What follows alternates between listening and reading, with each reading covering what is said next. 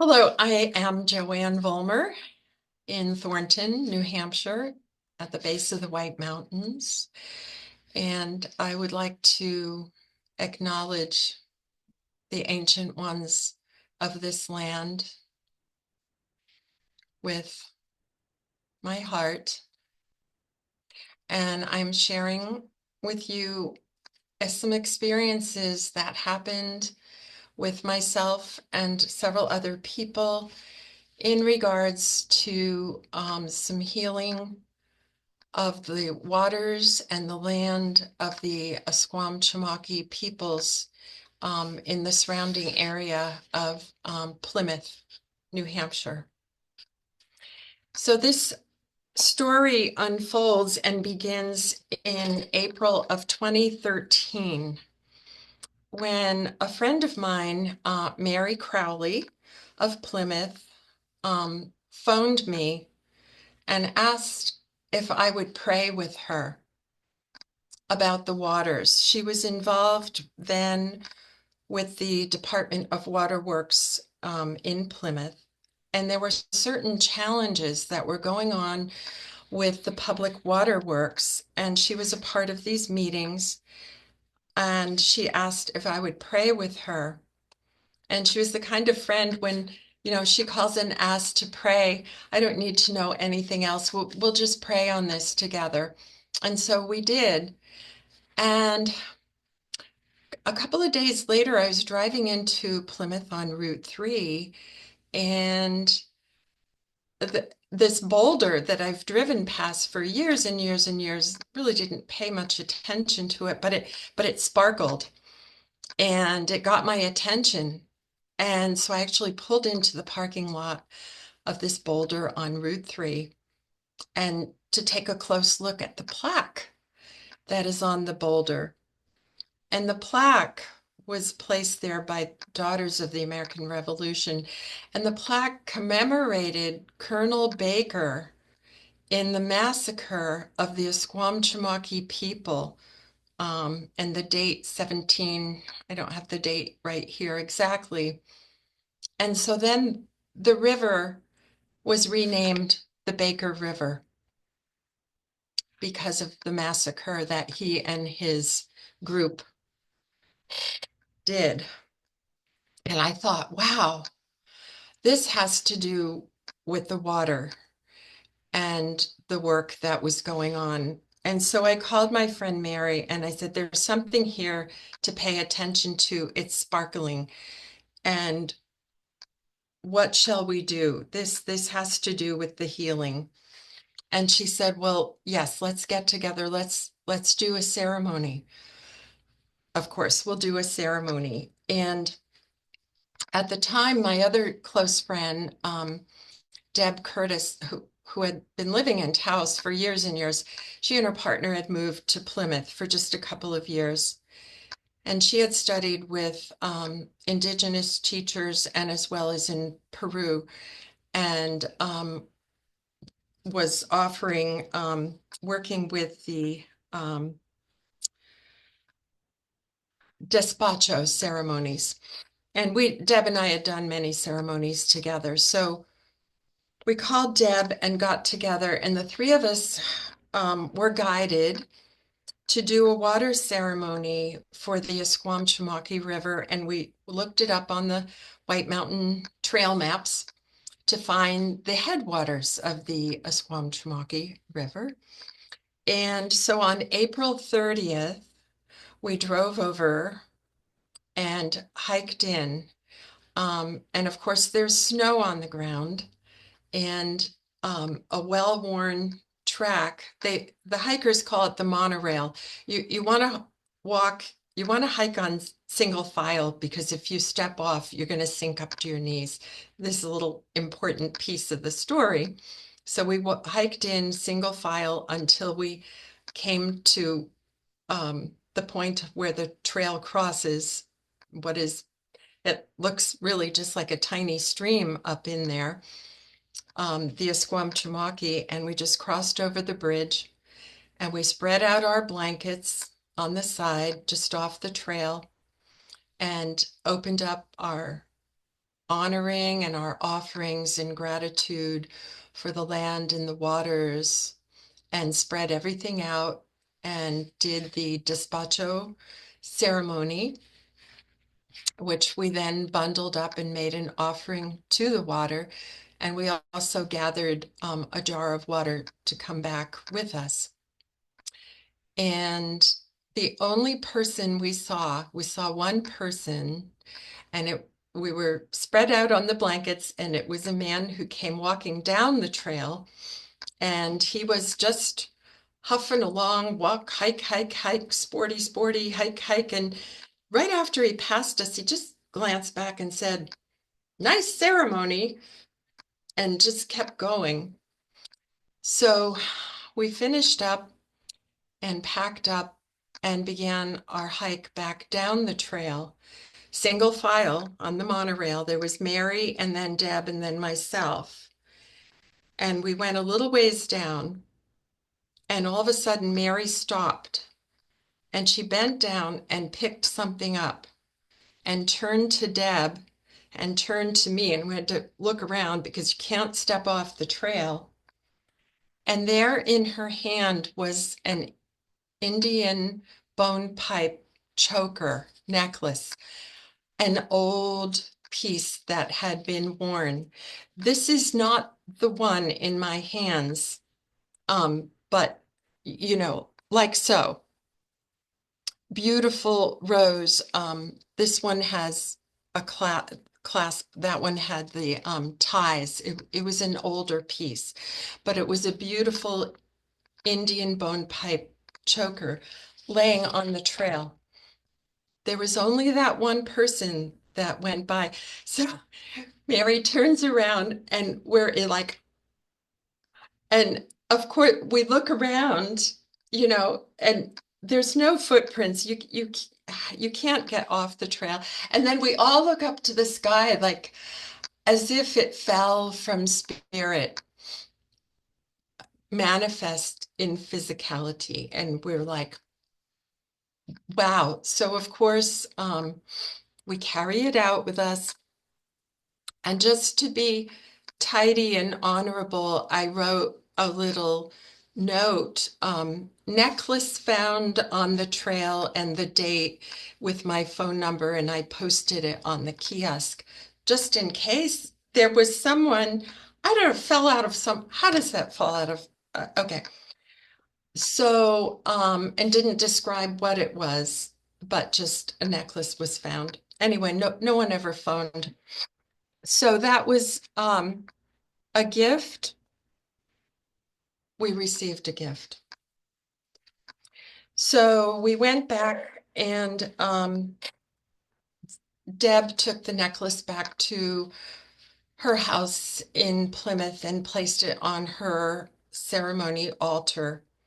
And then, so now we did the ceremony at the headwaters of the Asquamchumauke, and 2 days later, we went to the headwaters of the Pemigewasset to also do another despacho ceremony, because we were guided to do the headwater, to offer ceremony and acknowledgement to the two headwaters, because this massacre occurred at the confluence of the two. And the reason we didn't go the next day on May 1st, because that May 1st, 2013 was the memorial of the 10-year anniversary of the old man of the mountain that fell. And there were, hordes of people and TV cameras, and the memorial opened, and that was going on nearby. So we went on May 2nd. And again, this was much easier to get into the headwaters of the Pemigewasset, which is Profile Lake.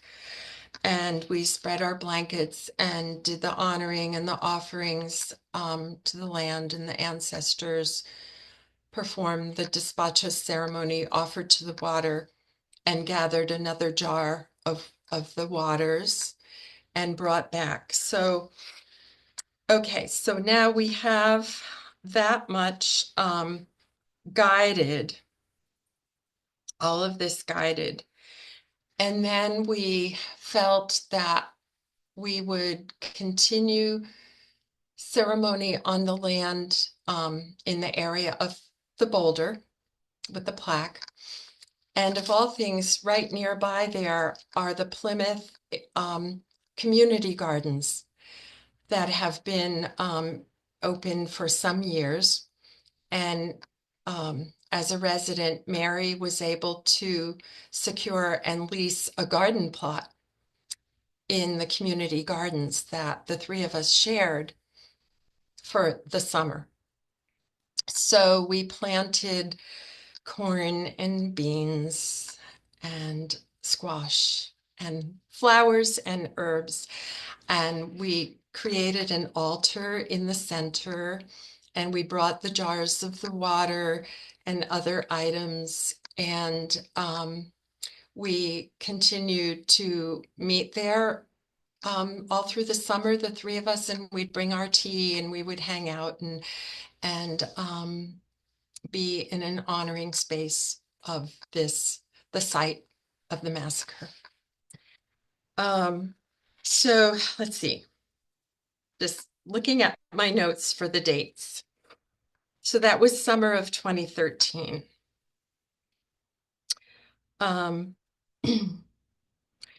So, and Deb kept the necklace, the Indian bone pipe necklace on her altar until she and her partner moved to Belfast, Maine in the following year, in 2014.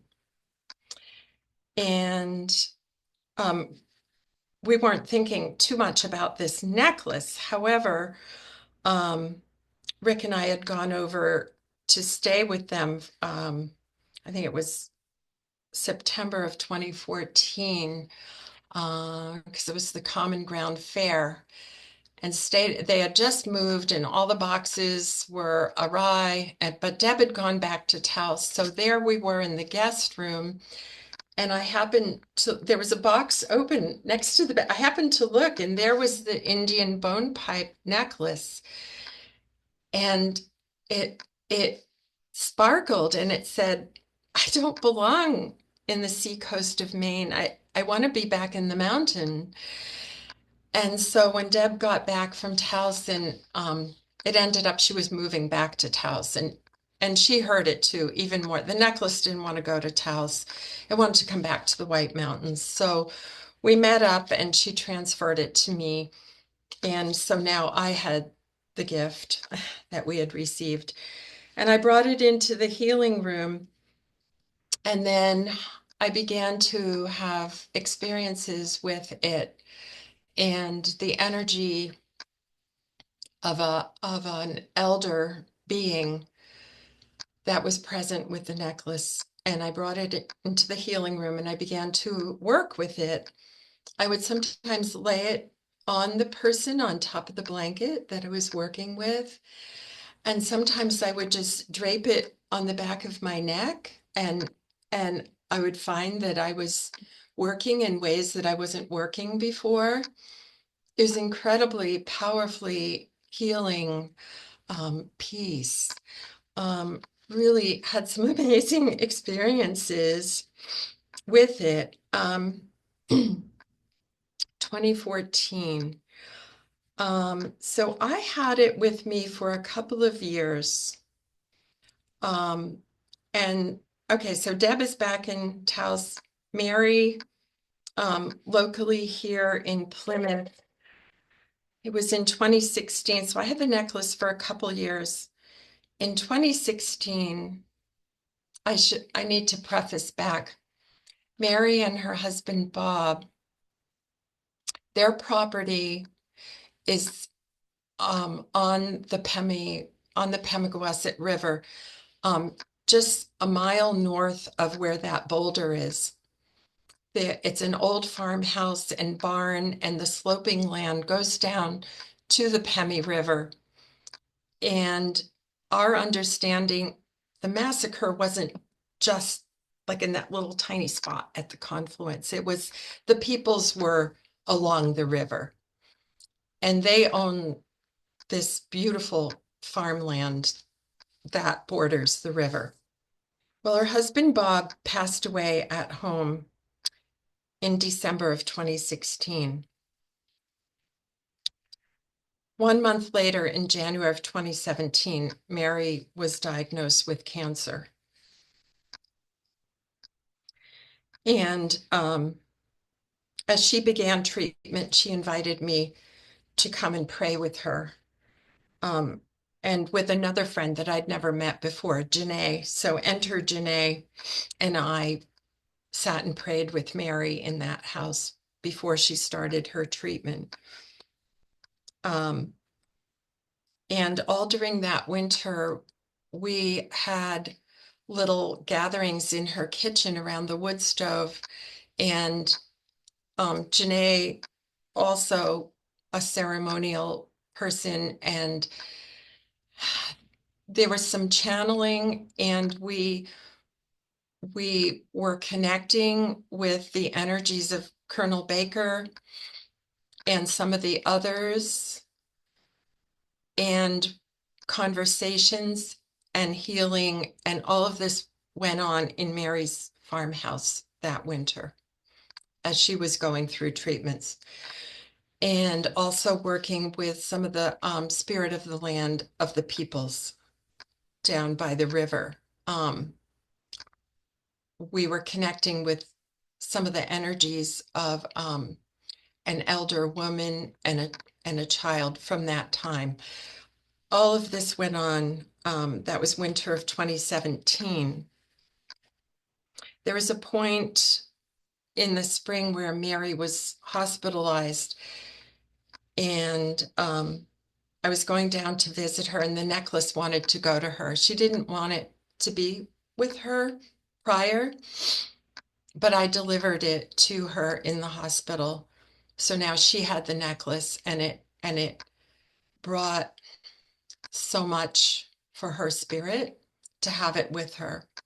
And then she came home, and she was at home that summer. She had the necklace with her, and things were progressing very quickly with her cancer journey.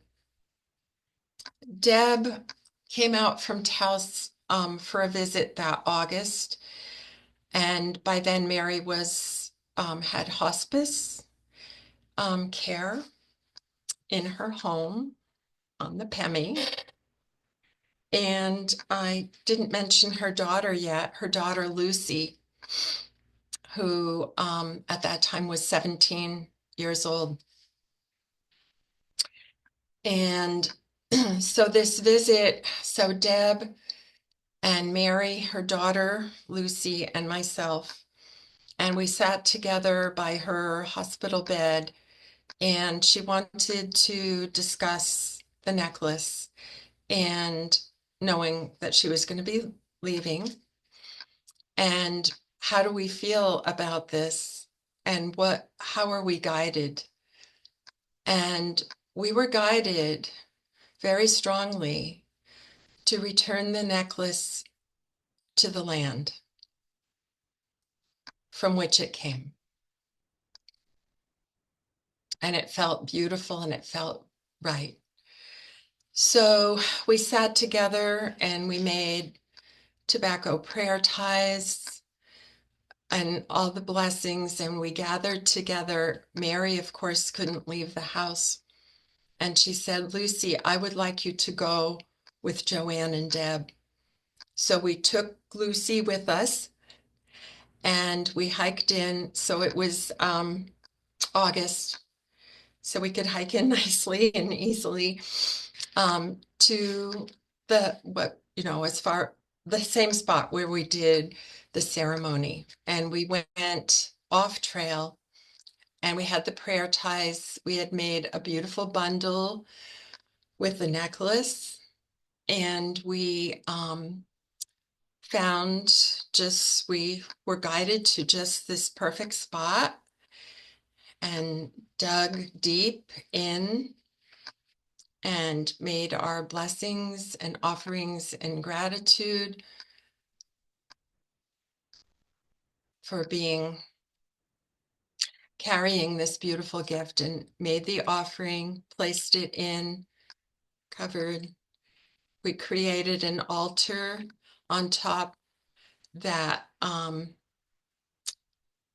we know where it is and how it is, but no one would find it or stumble across it. And we left that there and returned back. Mary passed away September 7th, just a few weeks later. Since then, so the necklace that I held, I was at a powwow in San Bernardino, and Janae was with me, and I felt like, there's another Indian bone neck. I just feel like in honoring of those years, and I did find a beautiful Abenaki man who had one. And I asked if he could possibly make two more just like it. And he did. And Janae and I went up, he was way up north of Lancaster, and picked up two more, which I gifted, one for Lucy and one for Deb, so that we can hold and cherish our time together with these ceremonies. And in the meanwhile, I'll just mention when I did have the original one necklace, I also took that necklace with me to several ceremonial sites and did healing work and honoring work along the way with it. One of the places was Brunswick Springs, which is an Abenaki sacred place of waters up north, and the Shungum Mountains is another place.